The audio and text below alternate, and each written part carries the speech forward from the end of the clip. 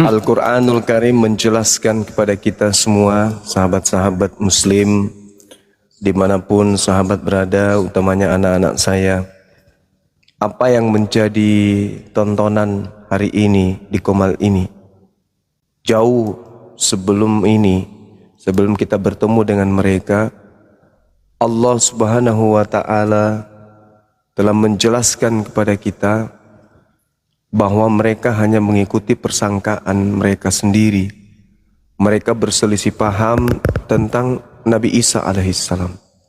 Wa qaulihim inna qatalnal masiha Isa bin Maryam Rasulullah wa ma qatalu wa ma salabu walakin syubbiha lahum wa innal ladzina ikhtalafu fi. Kata Allah, mereka pasti berselisih paham tentang apa yang mereka sangkakan terkait Nabi Isa alaihissalam. Ini satu kemenangan bagi kita umat Islam. Kada aflahal mu'minun, beruntunglah orang Islam itu, kata Allah. Karena Islam ini menghantarkan manusia menemukan kadar kemanusiaan, yaitu akal.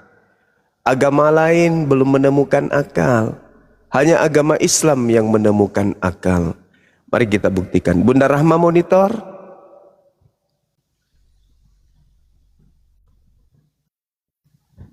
Dinda Nadia bisa buka kamera.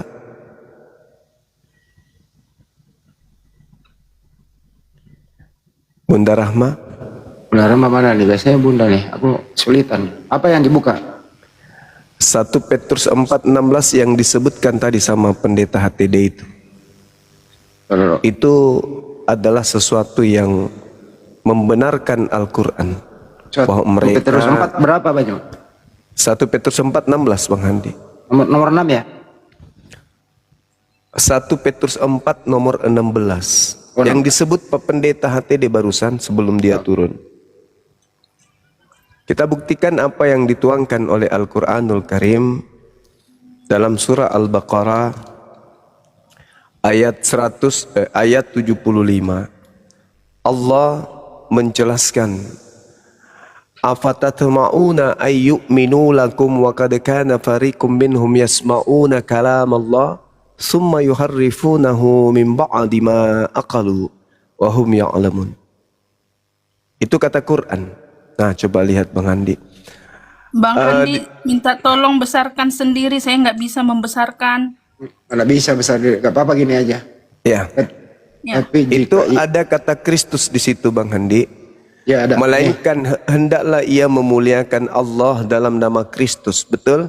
Ya, ada ini.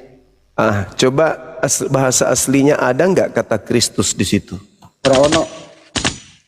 Buktikan Bang Handi, biar kita menjadi fitnah, tidak menjadi fitnah. Perlihatkan ke bawah aja, ke bawah. Ke tadi itu ya, udah benar tadi itu. Ya, coba ke bawah. Lagi, munculkan nomor-nomornya. Oh gitu. Ada angka-angka di bawah, bukan itu, di bawah. Angka. Ya, oke. Kata Allahnya mana yang di ujung? Kalau gue cari jauh nih, gue cari dulu ya. Oh ini dia. 2316. Oh iya. Gue tekan. Ada enggak kata Allah di situ? Kata Kristus. Apa muncul di situ? Lu kok buram sih? Oi. Ini. Yang muncul adalah kata Kristus enggak itu? Lalu kenapa sih lagi buram? Kameranya. Teos. Ya, Teos. Lagi buram kameranya. Enggak bener apa bantuin. Teos. Noise. Matikan satu HP pesawatnya, dimatikan. Teos, Bang Banjuma, Teos. Iya, Theos kalau Allah. Tapi kalau Kristus? Di mana ya? Oh ya. Kan di situ dikatakan, melainkan hendaklah ia memuliakan Allah dalam nama Kristus. Ada nggak kata Kristus di situ? Kristus nomor berapa dia ya? Bunda Rahma tuh yang paling oke tuh. Gua nggak, kalau HP nggak bisa. Kristus di situ 5129. 5129 ya.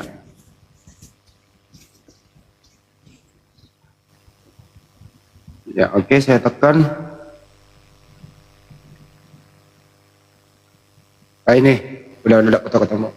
Jangan buram lah ya. Maluin aja lu. Nih. Tahu toh. Kristus nggak itu? Bukan.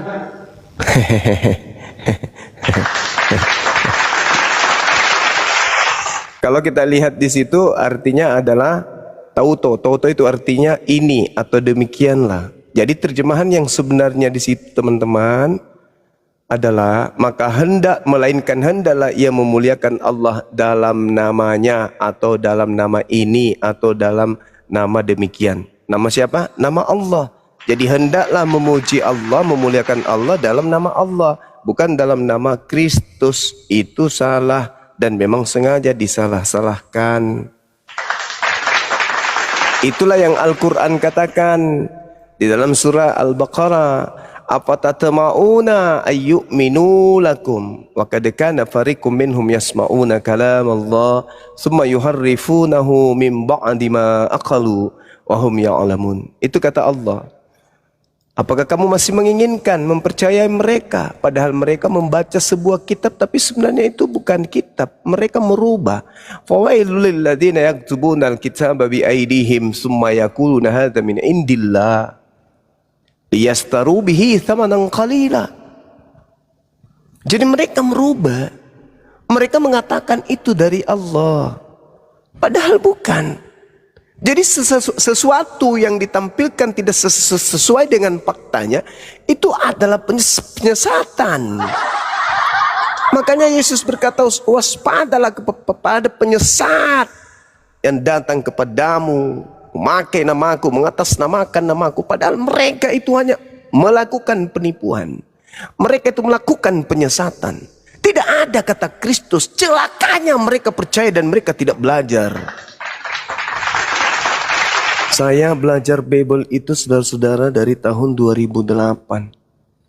Itu sudah berapa tahun itu? Kalau 2008 sampai tahun 2025 itu berapa tahun? Sampai segitunya banyak Pak. Kata per kata gitu loh.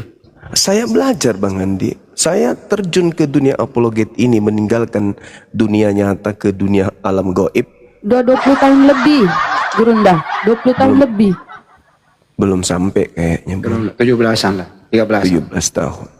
20. 17 tahun saya belajar Bible. Jadi kalau ada orang mengatakan dia lebih paham Bible, mari kita uji.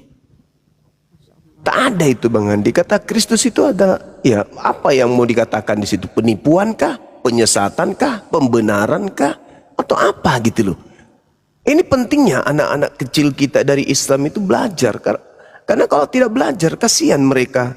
Dari misionaris yang sok-sok hebat, merasa paling anaknya Tuhannya katanya dia. Kayak si Lina Wijaya itu. Malam setiap hari, setiap saat dia menghujat, menghina.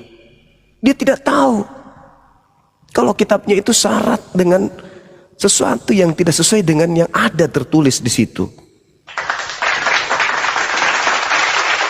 Jangan mau anak-anakku, jangan mau. Mereka ini antikristus. Mereka ini penyesat. Mereka mencoba menggiring Kristus yang datang di tengah-tengah Bani Israel yang bukan untuk mereka itu adalah seakan-akan untuk mereka.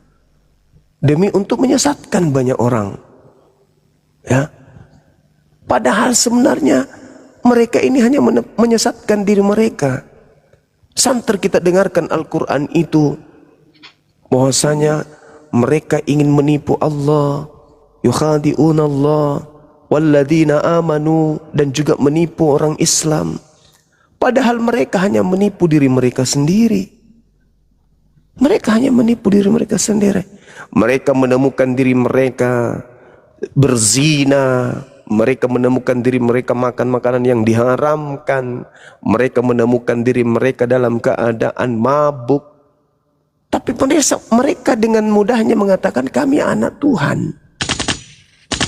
Demi untuk apa? Demi untuk menggait orang-orang menjadi pengikut mereka. Siapa yang menginginkan kemudian mengganti kebenaran dengan kesesatan? Iblis. Itu kerjanya iblis itu. Jadi sangat boleh jadi revisi yang terjadi itu ya tujuannya bisa jadi, ini bertanya kita, bisa jadi itu demi untuk menyesatkan orang, bisa jadi, ini bukti akurat. Di situ nggak ada kata Kristus, tapi disisipkan kata Kristus, dan itu secara berjamaah loh. Bukan satu orang yang menerjemahkan, ini lembaga coba, secara terstruktur, masif dan terencana. Untuk apa? Untuk menjerat orang-orang. Untuk menjerat orang-orang agar orang itu percaya kalau Kristus itu adalah Tuhan. Ternyata dalilnya tidak seperti itu. Dan itu hanya bisa diketahui oleh mereka, orang-orang yang mau belajar. Para cendekiawan yang ada di Islam ini, yang menginfakkan waktu tenaganya untuk mengkaji dan meneliti dengan dasar Al-Quran. Al-Quran mengatakan, "Fawailul lilladzina yaktubuna al-kitaba biaydihim thumma yaquluna hadza min indillah." Al-Quran yang menjelaskan itu. Maka untuk meyakini kebenaran Al-Quran ini dengan kebenaran yang absolut, mari kita buktikan. Apakah betul kitab mereka ini bukan firman Tuhan? Ya kita buktikan. Jangan cuma mengimani saja tanpa dasar pijakan ilmu. Ternyata setelah kita melihat apa yang terjadi, fenomena yang ada, ternyata Al-Quran betul. Afatatma'una ayyu'minu lakum wa qad kana fariqum minhum yasma'una kalam Allah. Masihkah kau ingin percaya kalau mereka itu berkata ini dari Allah, padahal sesungguhnya itu bukan dari Allah? Apakah kita kemudian mengharapkan ada kebenaran yang terlontar dari lisannya? No, tidak ada kebenaran, karena memang mereka berasal dari alam gelap gulita. Nah ini pentingnya adik-adik sekalian, abang-abangku, sahabat-sahabatku, dunia apologet ini jangan ditinggalkan. Karena apologet Islam itu menghantam kemudian pertahanan iblis demi untuk menyelamatkan anak keturunan Adam. Baginda Rasulullah Muhammad SAW diminta oleh Allah untuk memerangi saudara-saudaranya kafir, saudara-saudaranya iblis. Wa ikhwanuhum yamuddunahum fil ghayyi tsumma la yukasirun. Saudara-saudaranya iblis, yaitu orang kafir, membantu iblis di dalam mengajak manusia untuk durhaka kepada Tuhannya. Saya ulang, orang-orang kafir adalah pahlawannya iblis di dalam membantah atau mendurhakai Tuhan. Ini. Jadi iblis ini memiliki saudara, namanya orang kafir. Orang kafir ini fungsinya adalah membantu perjuangan setan di dalam mendurhakai Tuhan. Bagaimana cara iblis ini semakin durhaka kepada Tuhan? Dengan mengajak manusia, menjerat manusia dalam tipu daya. Untuk apa? Untuk menyesatkan manusia dan durhaka kepada pencipta. Makanya Al-Quran menjelaskan itu. Nabi Muhammad diutus, innal ladina amanu yuqatiluna fi sabilillah. Jadi ketika kita hidup berdampingan, ya dalam hal muamalah, kita bertetangga, kita kemudian rukun, kita bersatu padu di dalam niat mensejahterakan Indonesia. Oke, kita saudara sebangsa dan setanah air. Duduk kita beramai-ramai, tidak melihat identitas agama. Oke, tapi ketika berbicara keyakinan, maka kita harus berjuang di jalan Allah. Boleh kita bersaudara dalam mengisi kemerdekaan ini, boleh. Tapi ketika kalian kembali ke barisan iblis, kami pun kembali ke barisan Allah. Itu prinsip. Dalam muamalah kita boleh bergaul. Dalam kehidupan sehari-hari berbangsa dan bernegara kita adalah saudara. Tapi dalam hal keyakinan kita berada pada kubu yang berbeda. Innal ladzina amanu yuqatiluna fi sabilillah. orang-orang beriman itu berjuang di jalan Allah, termasuk menjelaskan titik kebenaran pemisah antara rel Islam dan rel Kristen. Itu berjuang. Walladzina kafaru fi sabilit tagut, dan orang-orang kafir juga berjuang di jalan menjadi pahlawan bagi iblis laknatullah alaih. Mereka juga berjuang. Bagaimana caranya orang ini bisa kita ajak kemudian menyembah kepada yang kita sembah? Kita rubahlah, kita tambah-tambahin, kita pretelin, kita revisi, kita koreksi. Bagaimana bisa menjerat semakin banyak manusia? Itu mereka sedang berjuang toh. Gimana kita tampil di tengah-tengah umat Islam, tampil seperti Islam, seperti Ustadz. Kita cuci otak mereka dengan kita kemudian ngaku-ngaku mantan ulama, mantan kiai, mantan santri. Kita sesatkan mereka sejauh mungkin. Apa yang sedang mereka lakukan? Merubah istilah-istilah yang ada di dalam agamanya dengan menggunakan istilah Al-Quran. Apa yang sedang mereka kerjakan? Apa yang sedang mereka pertaruhkan? Apa yang sedang mereka jadikan sebuah misi?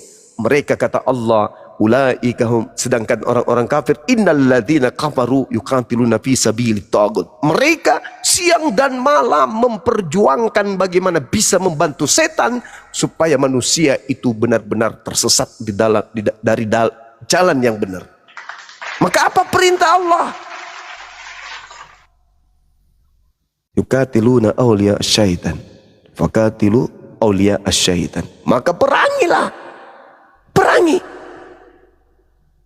Perangi saudara-saudara setan itu. Dengan cara apa? Ya ini yang sedang kita lakukan. Ketika mereka mengatakan Kristus itu Tuhan, perangi. Bukan, Kristus itu hanya manusia yang diurapi. Ketika mereka mengatakan Yesus itu Tuhan, perangi. Dengan cara katakan Kristus itu, Yesus itu hanya utusan Tuhan. Ketika mereka mengatakan Allah turun menjadi manusia, perangi. Dengan cara apa?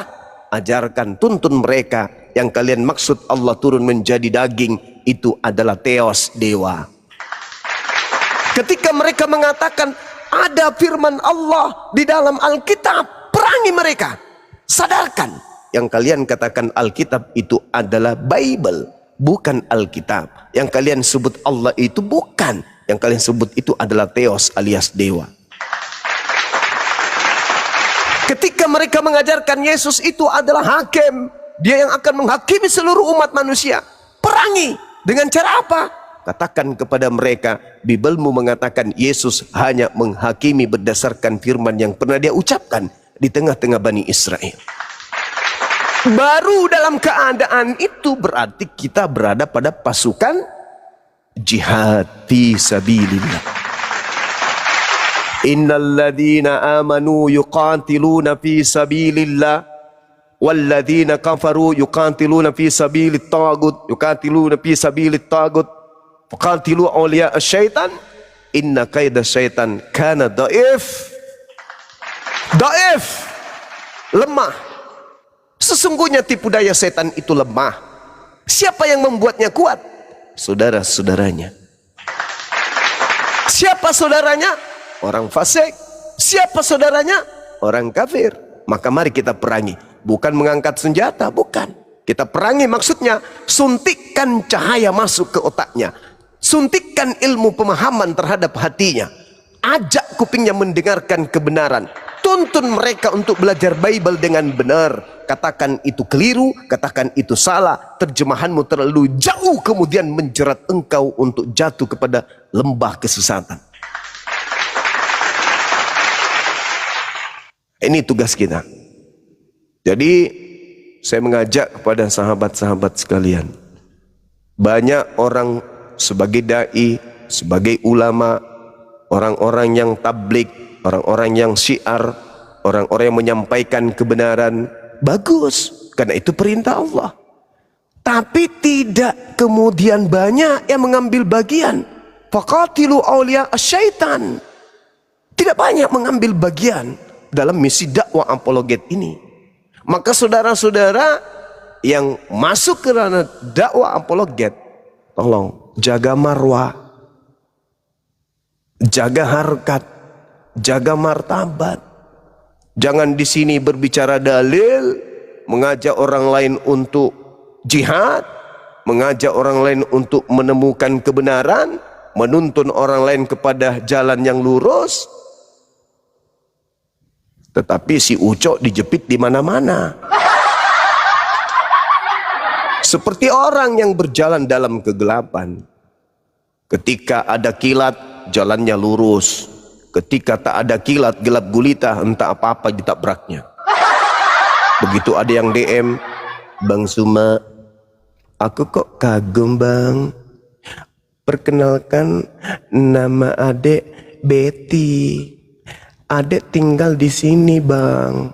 Tiap malam Betty dengarkan abang. Gemes deh. Boleh minta nomor pribadinya enggak bang? Betty pingin belajar. Betty pingin dituntun bang. Ini kalau dia punya niat mencari kesempatan, atau dia orang kaget yang tadinya bukan siapa-siapa, begitu dekat dengan para apologet tiba-tiba saja terkenal, berbekal satu ayat kemudian dia menjadi orang dengan penampilan seperti ustadz, seperti ulama, menjerat dirinya dalam kebinasaan. Semua orang yang mendm dia dibalasnya dengan bersantun ria juga. Iya dek, iya betul dek.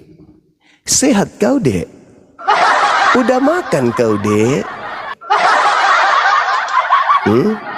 Oh iya, kalau ada sesuatu yang ingin kau tanya tentang Bible, tanya aja dek. Lama-lama menjurus kemana-mana. Janjian terbang dari Sumatera misalnya, terbang ketemuan di Dubai. Modus. Ini yang tidak diinginkan kemudian. Jadi marwah sebagai apologet itu harus dijaga. Kenapa saya mengatakan kepada pengurus, tolong wilayah-wilayah yang tidak eksis menjalankan dakwah apologet itu dibekukan aja. Karena kita tidak butuh kuantitas, kita tidak butuh banyak, yang kita butuhkan adalah kualitas. Dulu Bang Suma berdiri sendiri. Tak ada pendamping kiri kanan, tak ada jabatan, tak ada. Alhamdulillah banyak yang bersyahadat. Diperjuangkan karena memang niatnya lurus. Bukan mau tenar, bukan mau dikenal, bukan mau disanjung, bukan mau dicium tangannya, bukan mau disambut segala macam. Sampai ada yang mengatakan begini, apa kerjanya si Suma itu? Kerjanya hanya debat. Kayaknya dia mau mencalonkan diri jadi wali kota. Atau jangan-jangan dia mau jadi presiden. Dia kumpulkan orang sebanyak-banyaknya. Kerjaan cuma debat. Ya, sampai kemana-mana pasukannya jemput dia di bandara, dikasih karpet merah, dikasih makan sana sini, ketemu dengan orang-orang penting, ketemu dengan artis, habis itu diupload di mana-mana. Apa sih tujuannya kayak begitu?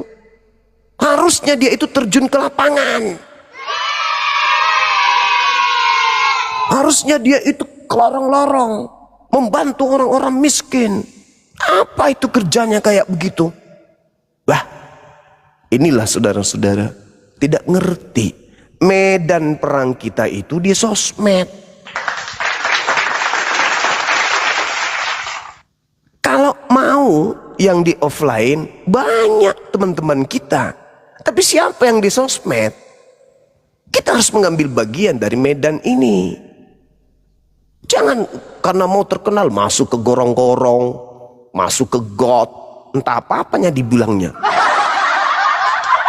Gak perlu yang kayak gitu. Silakan kita mengambil bagian.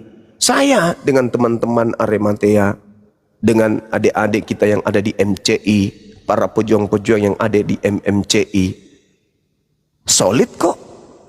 Selalu kemudian kita itu konsultasi, kita selalu kemudian melakukan tindakan-tindakan yang tertata, kita koordinasi, sosialisasi, saling memberi tanggung jawab dan menerima tanggung jawab. Tak ada masalah. Loh, toko situ yang sewot. Ya kan ya? Jadi saudara-saudara sekalian, dunia apologet ini jangan ditinggal. Besok hari kalau misalnya Pak Bom sudah tak ada di dunia, ya jangan jangan ditinggalkan dunia apologet itu. Akan hadir pelawak-pelawak lain, bom-bom lain yang akan kemudian punya misi untuk mengkristenkan orang. Jadi jangan berhenti. Memang kematian itu akan selalu menghantui kita. Bisa jadi Pak Bom duluan meninggal. Habis itu Bang Suma. Atau sebaliknya, Bang Suma masih hidup, Pak Bom duluan. Bisa. Kenapa tidak? Ajal tak ada yang tahu. Jadi Bom mewakili dari pihak Kristen untuk memeriahkan dunia debat lintas agama dari pihak Kristen. Bang Suma mewakili Islam di dunia debat, mewakili umat Islam. Dua orang ini, dua tokoh ini pasti suatu saat akan meninggal dunia. Bisa jadi Pak Bom duluan, Bang Suma belakangan, atau sebaliknya. Bang Suma belakangan, Pak Bom duluan. Bisa, Sama aja. kenapa tidak? Sama aja. Kan gitu Bun. Ya kan boleh jadi Iya, kan? betul. Iya.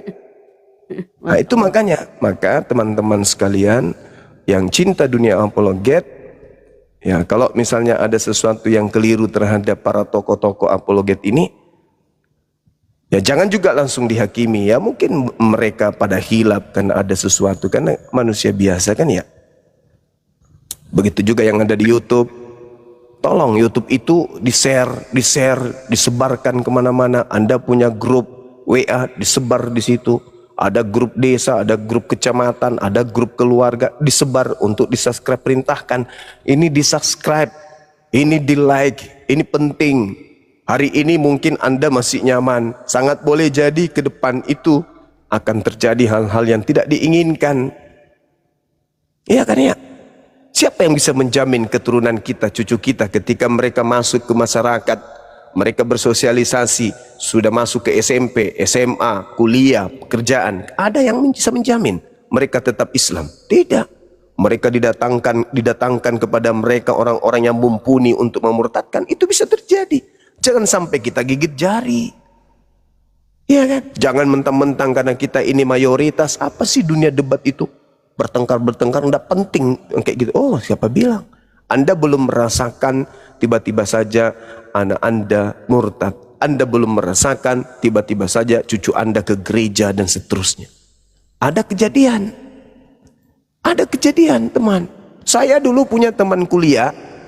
Mohon maaf ini angkatan 98, kita masih akrab dengan Pak Basalama. Punya keluarga. Tentu ya orang-orang ini tidak kalau dari aspek kita sebagai orang Bugis Makassar melihat mereka ya nggak mungkin lah murtad kan ya. Dari hidungnya dia dari Timur Tengah, matanya Timur Tengah, bodinya Timur Tengah, cara ngomongnya Timur Tengah. Apa-apa kita lihat dari dia itu ya pasti bukan orang Indonesia tulen. Nggak mungkin lah murtad.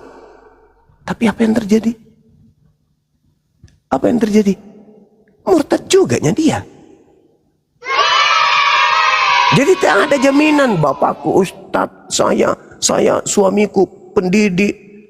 Tidak mungkin anak-anakku bisa murtad. Tunggu dulu. Bagaimana Nabi, anaknya? Nabi Nuh, Nabi yang lain, keluarganya, Nabi Muhammad, pamannya. Apalagi kita manusia biasa. Sekarang mereka punya trik, mereka punya cara. Dengan mudah bisa memurtadkan anak-anak kita. Masuk ke sekolah-sekolah misalnya, mereka bikin seminar-seminar, mereka bikin kegiatan donor darah, mereka membuat dari donor darah itu, mereka mendata mahasiswa-siswa yang tidak mampu. Setelah itu ada bagian yang mendatangi rumah-rumah yang tidak mampu dari siswa tersebut. Ditawarkanlah kemudian beasiswa, diajaklah jalan, dibelikanlah segala macam fasilitas yang dibutuhkan. Didekatin. Saban hari diajak kemudian nyanyi-nyanyi. Habis itu kemudian diajak ikut kebaktian. Antar aku bang, aku mau ke kebaktian. Apa itu? Ikut aja. Abang jauh-jauh aja dari sini. Kami sedang ingin berdoa. Lama-lama ditawarin. Mau nggak ikut dengan kita gini-gini. Akhirnya apa yang terjadi? Murtad. Hati-hati. Bikin seminar, donor darah, santunan, sosialisasi, bakti sosial. Itu ada. Bakti sosial itu dulu gencar sekali. Tahun 98 itu gencar sekali. Bagian Malino, bagian Sopeng. Itu daerah-daerah yang menjadi titik rawan. Dan itu kita lihat nyata. Ini sekarang ini yang kita temui, yang saya temui dengan tim itu adalah generasi ketiga menuju generasi keempat.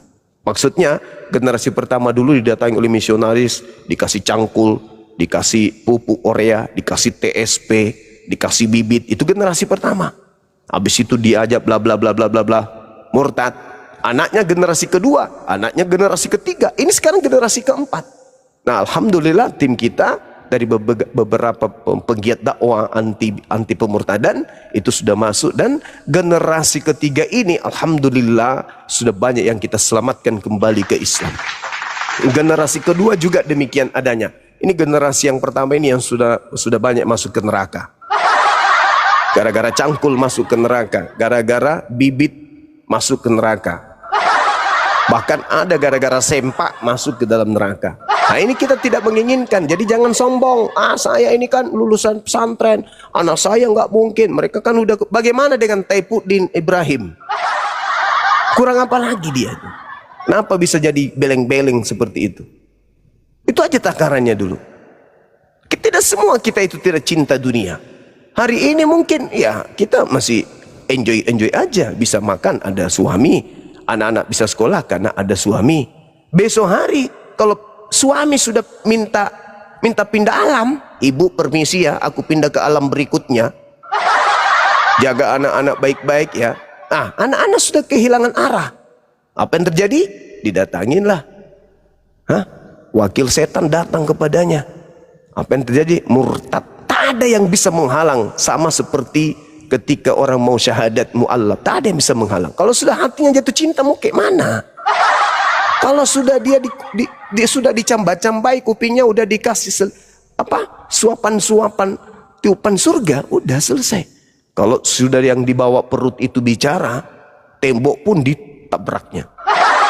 Nah, itu makanya kita harus berhati-hati, Maka tolong apologet Islam ini menjaga marwah, menjaga harkat martabat, menjaga sikapnya, kemudian materi-materi yang ada. Sahabat-sahabat yang ada di YouTube itu di-share, di-subscribe, diajarkan kepada teman-temannya. Ini tolong di-subscribe ini. Tonton hari ini, mungkin tidak besok hari kalian butuh. Saya kira begitu dari saya sebagai penutup. Mudah-mudahan apa yang saya sampaikan ada manfaatnya. Kurang dan lebihnya mohon dimaafkan. Wabillahi taufiq wal hidayah. Assalamualaikum warahmatullahi wabarakatuh. Waalaikumsalam warahmatullahi wabarakatuh. Mata guru.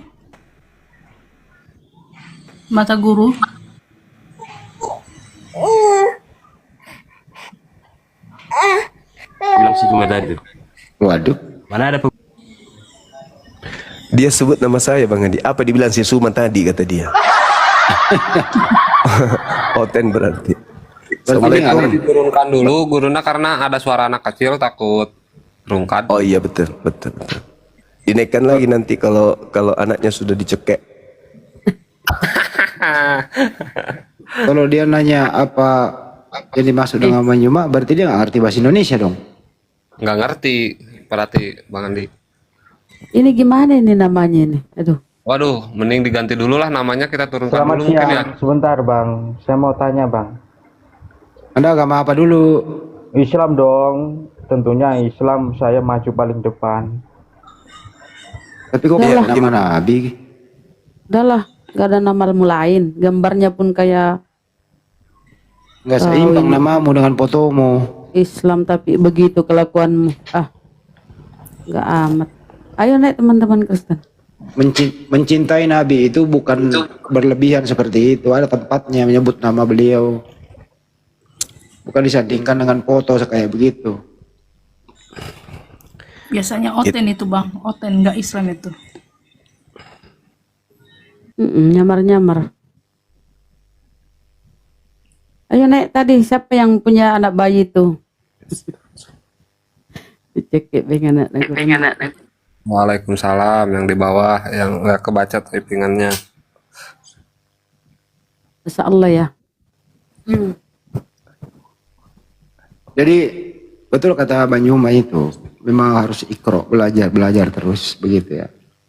Bayangkan kalau kita di atas mobil dalam kemacetan ya, saya lirik-lirik, Banyuma kirain tidur, kok nggak ada suara gitu.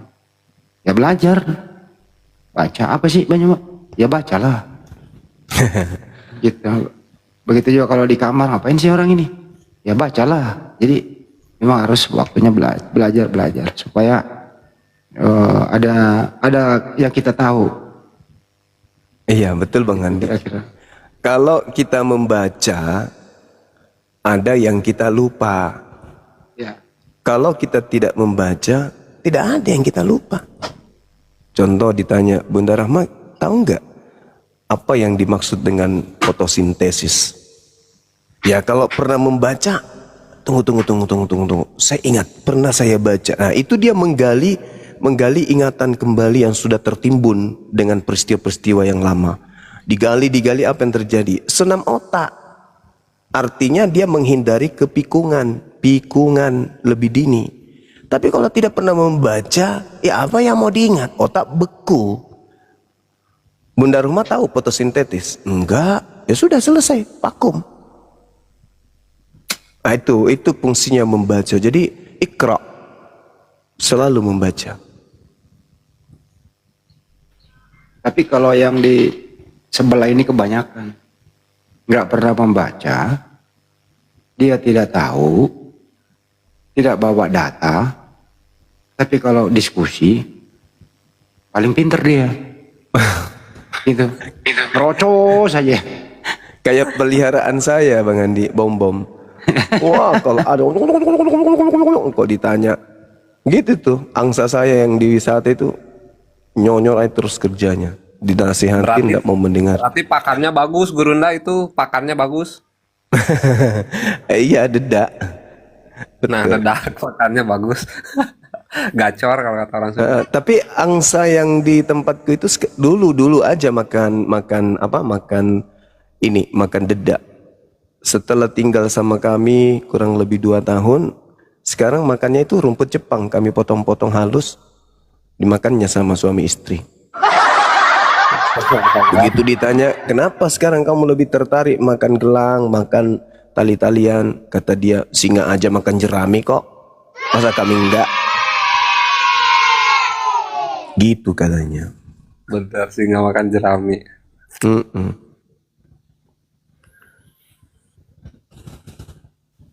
Tapi kenapa megangin angsa menyebut nama bom ya? Namanya memang Bang Andi. Oh, Beliau punya memang nama dari dulu. Karena cara jalannya lucu. iya ya. Kalau Gak ada jalan kan, hubungannya dengan. kalau jalan bukan palanya yang goyang, pantatnya yang geser. Iya. Iya. Makanya kalau saya nyebut bom itu bukan nyebut seseorang, saya nyebut peliharaan saya. Oh.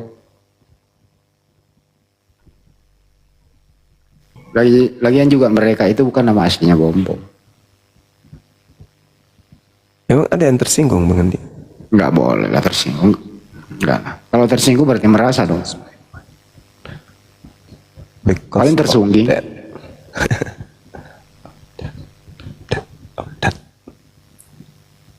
Tapi semalam itu Banyuma semakin seru gitu loh ya. Semakin seru, tapi karena waktu pula ya saya tutup dengan Ustadz Alif terakhir sama dari Papua. Pak Nasir juga dari NTT, sama-sama on cam gitu. Semalam agak seru memang. Jadi kalau bisa Banyuma diteruskan itu. Jadi mengurangi mereka itu menghujat kalau on cam persyaratannya. Kalau Banyuma yang on cam juga gitu. Iya Bang Handi, betul itu. Benar-benar. Tapi rata-rata itu yang ku naikkan noten semalam ini pengikutnya kadang 9 biji, 15 biji. Ya gimana itu? Kalau nggak persyaratannya harus on cam, nggak ada diskusi. Kalau Mereka ini pada ciut yang lain. Kalau kita cek dia nggak bisa on cam, kita beri kesempatan dulu. Sepanjang dia benar-benar ingin diskusi, tidak ada hujatan, ya kita maklumi aja. Tapi kalau sudah bisa on cam, kita lihat punya akun bisa on cam terus enggak, ya itu wajib on cam itu Bunda, itu maksudnya. Persyaratan on cam itu bisakah 13? Bisa sih? Maksudnya gini, kalau dia tidak bisa on cam dia naik. Enggak di apa-apa, bawah dia itu, Deng. Ada yang bilang 13 bisa on cam. nggak bisa. Nggak ada. Bukan, kemarin Bang Juma sampai penontonnya 13K. Bang Jumanya on cam terus gitu. 13K penonton. Oh, siap-siap. Keren-keren emang kemarin. Cuman kalau udah banyak penonton kayak gitu agak berat gitu ya. Kenapa ya? Makanya kalau aku yang moderator di bawah ku keluarin semua yang muslim, nama-nama muslim. Saya buka dulu kan, saya lihat ini muslim ya. Sudah aku matikan semua. Maka ringan. Kalau kita biarkan sampai ratusan loh yang multi di bawah. Jadi nggak apa-apa lah aku agak-agak kejam ya, mohon maaf netizen karena berat komal tuh nggak bisa ini ngelek. Bunda Gemini mau naik, Bun. Jadi saya kadang beritahu teman-teman muslim kalau bisa jangan request dulu lah, kalau nggak penting-penting banget gitu. Kalau request dinaikkan cuman saya penggemarnya Bang Juma, saya ini begini, apalagi semacam dia datang seperti guru menggurui gitu ya. Bukan nggak mau, tapi kalau bisa dijapri aja. Ya, lebih kasih materi kepada kami welcome kok. Terima. Kami welcome menerimanya itu gitu. Tapi bukan tempatnya di situ saat diskusi. Gitu kira-kira teman-teman ya. Kita menghormati kok semua pendapat itu. Tapi bukan momennya di situ. Karena arena sudah diskusi, bukan arena saling memberi informasi Saling sapa. begitu kira-kira. Setuju. Share Bunda Nadia, Bang Temon, oten-otennya.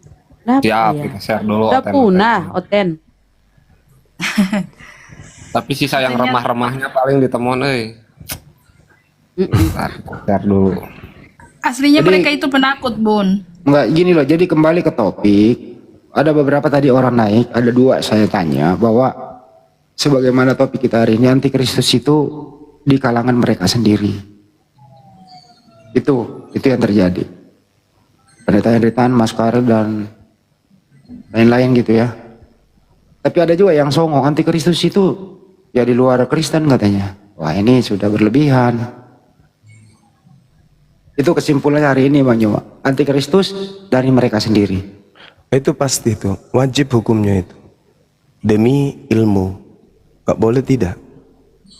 Gak boleh tidak. Itu wajib hukumnya. Karena ya kalau kita tidak antikristus. Percayakah kita kepada Kristus? Kalau dikatakan Kristus adalah nabi yang datang di tengah Bani Israel, lahir tanpa ayah, mengajarkan hikmat Injil, ya kita imani, kita beriman. Meski pola iman kita itu ke Al-Quran, bukan ke Bible mereka. Tapi ketika diajarkan oleh mereka beliau adalah Mesias, ya kita beriman. Iman kita itu di situ. Memang Mesias inilah yang kemudian mengajarkan baginda Rasulullah Muhammad SAW akan datang sebagai pelanjut estafet pengajarannya kepada manusia dalam cakupan kecil, yaitu Bani Israel saja. Itu yang benarnya itu di situ. Jadi kita bukan antikristus. Antikristus itu berasal dari tengah-tengah mereka sendiri. Alhamdulillah. Kalau kita menghargai Nabi Isa, kita mencintai beliau, perjuangan beliau, sampai ada upaya pembunuhan terhadap beliau. Saya sempat berpikir, andai saja Bang Suma hidup pada zaman itu, maka saya orang yang paling depan membela beliau. Tak ada kemudian tentara Romawi habis ku tendang semua pantatnya, ku siram mukanya pakai air kapurung. Filtrasinya dikit itu. Iya. Pokoknya saya lempari kue panada, jalan kote, kusiram mukanya pakai air soto Makassar. Gak ada yang berani sentuh Nabi Isa, andaikan saya pada saat itu ada. Berarti lebih berani kayak daripada murid-muridnya ya? Oh iya dong, orang sudah lihat beliau jalan di atas air, mau ragu apa lagi? Mati kita sama-sama guru. Iya. Guru jangan lari, berdiri di belakang Bang Zuma.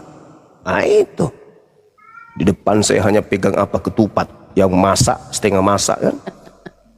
Maju Pak Bom lempar matanya, langsung ketupat. Ada, gak ada yang berani sentuh. Iya, beda dengan para sahabat ya. Oh, kalau mereka yang hidup pada zaman itu Bang Handi, Nah, tepuk tangan, ayo bunuh cepat, bunuh cepat. Soalnya dosa saya banyak, bunuh cepat, bunuh, ikat kakinya, tangkap kakinya, pegang, bunuh. Kalau mereka, Assalamualaikum.